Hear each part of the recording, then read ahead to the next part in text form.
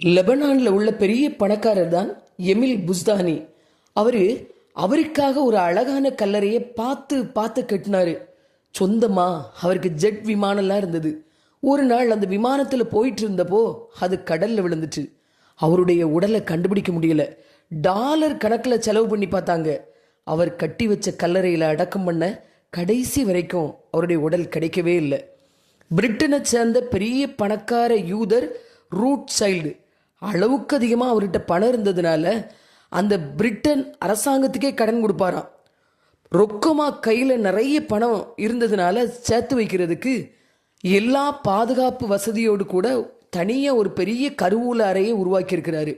ஒரு நாள் அந்த அறைக்குள்ளே போகும்போது தெரியாத்தனமாக அந்த கருவூல கதவை அடைச்சிட்டாரு. அவ்வளோதான். கத்துறாரு, சத்தமாக கத்துறாரு, அலறி பார்க்காரு, யாருக்குமே கேட்கல. காரணம், அவர் தங்கியிருந்தது வீடு கிடையாது, அது பெரிய அரண்மனை.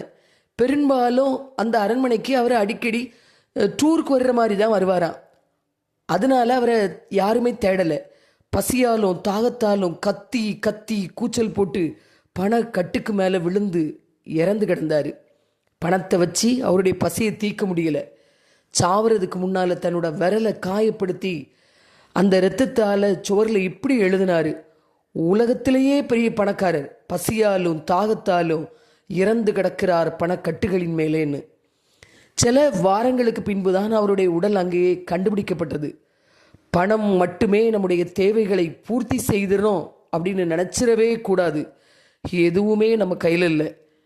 ஒரு நாள் நாமளும் இந்த உலகத்தை விட்டு போய்தான் தீரணும். நாம் வந்துட்டு போகிற உலகத்தில் பிறந்திருக்கோம். எங்கே, எப்போ, எப்படி அப்படின்னு எதுவுமே நமக்கு தெரியாது. இங்கே எதுவுமே நிரந்தரம் இல்லை. வாழ்க்கை மரணத்திடம் கேட்டதாம். மக்கள் ஏன் உன்னை வெறுக்கிறார்கள் என்று மரணம் சொன்னதான் நான் வலி தரும் உண்மை என்று.